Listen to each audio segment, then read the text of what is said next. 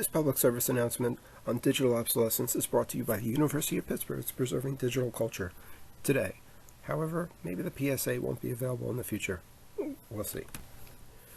Digital information is information that can be read by a machine, as opposed to analog information, which doesn't require any intervening step.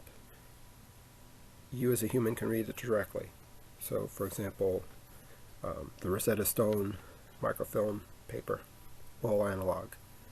And over time, the life expectancy of information, especially as we've moved into digital, has been less and less.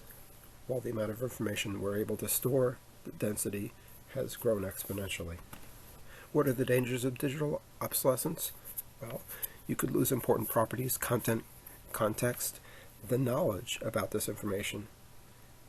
The storage media that you're keeping these things on could degrade over time, as well as the bits. The formats that render those bits of information might no longer be supported, and disruptive technologies and bankruptcies might mean that the formats, equipment, and storage platforms you have are not accessible by you, your family, and Pittsburgh, especially 10, 20, 100 years into the future. There's nothing worse than the sound of a failed hard drive. It's like grinding glass. I've heard it. Here's a blue screen of death. Not as bad as a failed hard drive, but you could lose files. And then there are also cyber attacks and lost hosting companies that could cause your information kept in blogs on websites to also become digitally obsolete. Where do you start with digital obsolescence? Identify what's at high risk. What formats are being used? Are they readable, updatable, open source, not tied to proprietary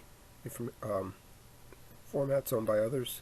And the media. Are you using floppies and diskettes? Stop it. Move to more current storage devices. Old hardware.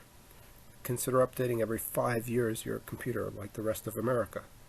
And with your systems, back up to multiple places. Avoid encryption. This is going to be important to allow people to access this in the future. Your family.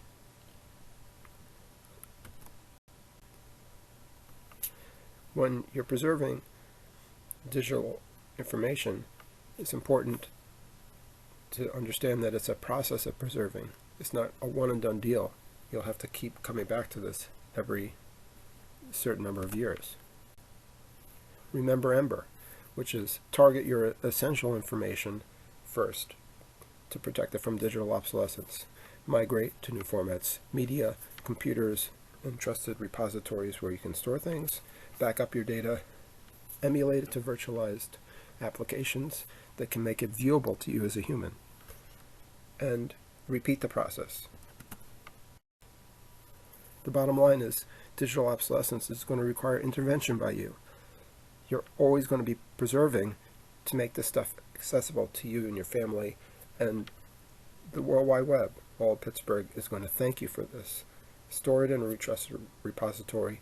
Remember Ember, essentials that are migrated, backed up, emulated, and those steps being repeated. Here are some websites you can visit, including the Library of Congress's digital preservation site.